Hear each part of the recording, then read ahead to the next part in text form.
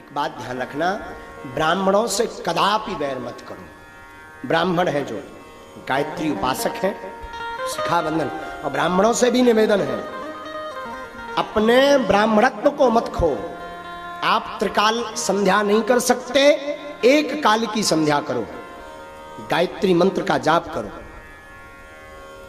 शिखा रखो, तिलक लगाओ, मुख से गालियां मत बको।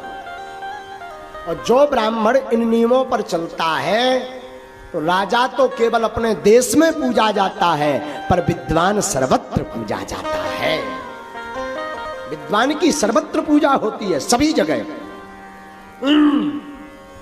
और बड़ा सुंदर अवसर चल रहा, अभी महाराज आपको बताएं, पितृपक्ष का महीना चल रहा है। कौन सा महीना चल रहा? पितृपक्ष का महीना चल रहा। और पितृपक्ष के पावन माह में हम भागवत कथा सुन रहे हैं। अगर आपने पितृपक्ष में कोई भी सत्कर्म किया, उसका 1000 गुना फल प्राप्त होता है। लेकिन आजकल हमने देखा कि आजकल पितरों के ऊपर ही लोग विचित्र कमेंट करते हैं। मैं प्रार्थना करूं, पितृपक्ष में पितरों के निमित्त जरूर जियो। अगर अपने जीवन में शांति चाहते, कई बार पितृदोष होता है, हमें पता नहीं लगता। पितृदोष के लक्षण सुनो। पितृदोष क्या कहलाता?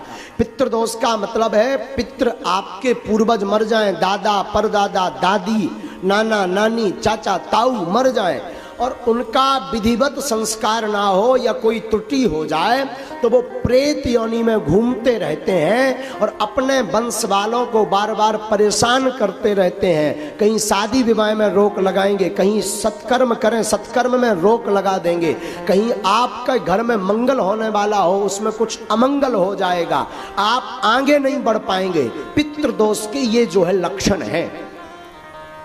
पहला लक्षण है, अगर पितृदोष लगा आपको तो पितृदोष अगर आपको लगा श्रीमान, तो पहला लक्षण है कि पितृदोष में आपको सबसे ज्यादा मंगल काजों में रुकावट आएगी।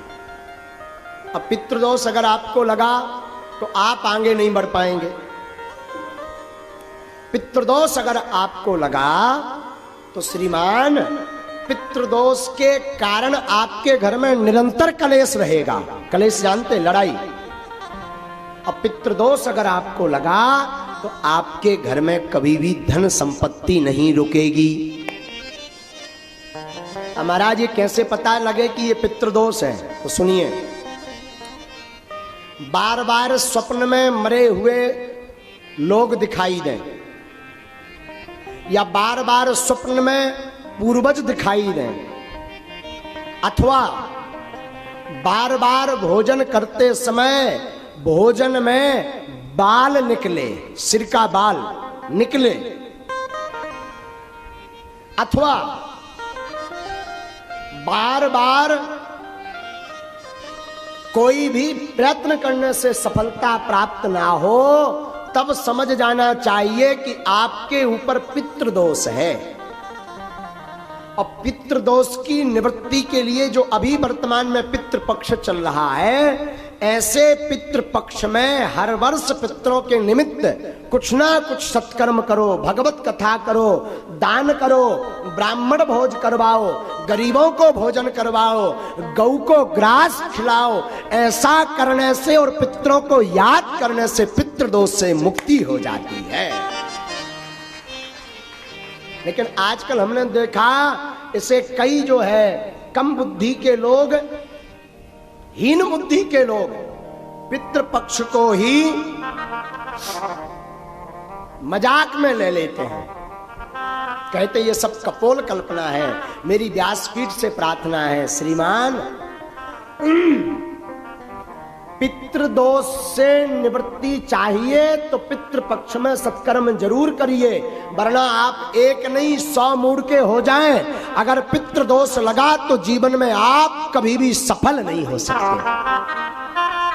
एक बात। दूसरी बात, शायद धोखे से एक बार सफल हो गए। देखो, प्रतिष्ठा प्राप्त कर लेना कठिन नहीं है आज के सोशल मीडिया के जमाने में, नाम कमा लेना कठिन नहीं है आज के जमाने में, पर प्रतिष्ठा को स्थिर रखना, उच्च स्तर पर बने रहना बड़ा कठिन है।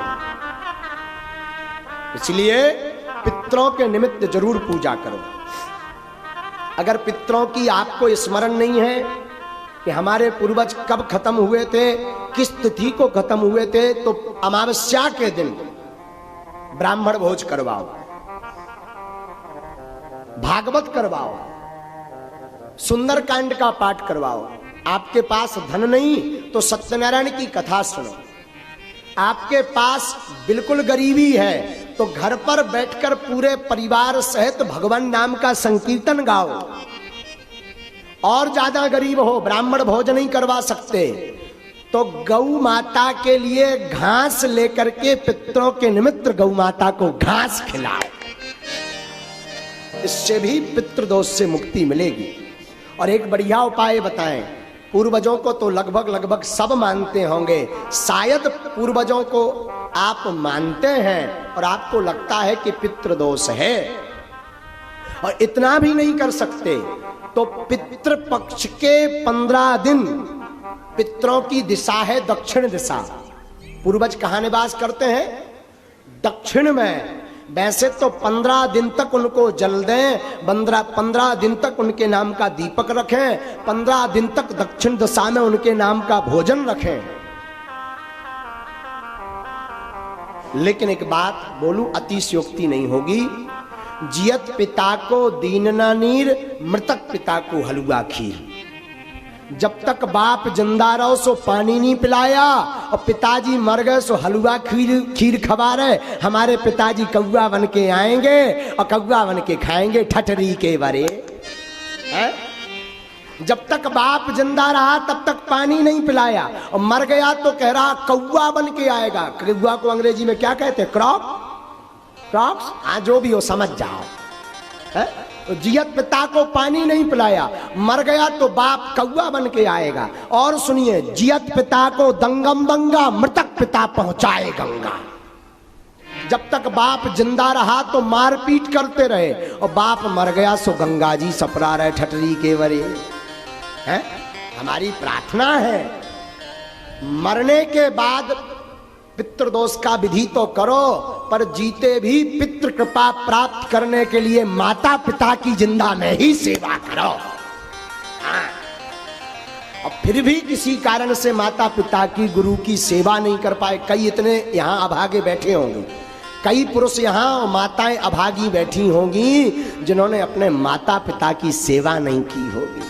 छोटी छोटी बात पर माँ को गाली दे देते हैं, पिता को अपशब्द बोल देते हैं। मैं प्रार्थना करूं, तुम जिस माता पिता को अपशब्द बोलते हो, गाली देते हो, ये वही माँ है जिस माँ ने 9 माह अपनी कोख में तुम्हें रखा है।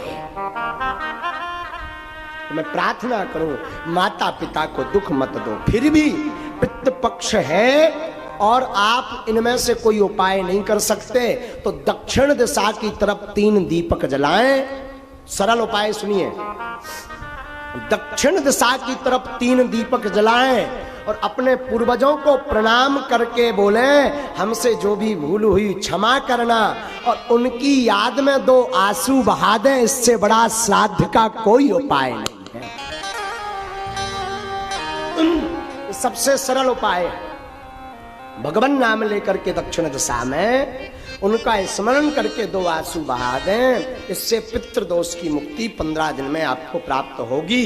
और पितृपक्ष को जरूर माने। और हम आप सब बड़े सौभाग्यशाली हैं कि ऐसे पितृपक्ष के पावन अवसर पर आज श्रीमद् भागवत कथा प्रारंभ हो रही है।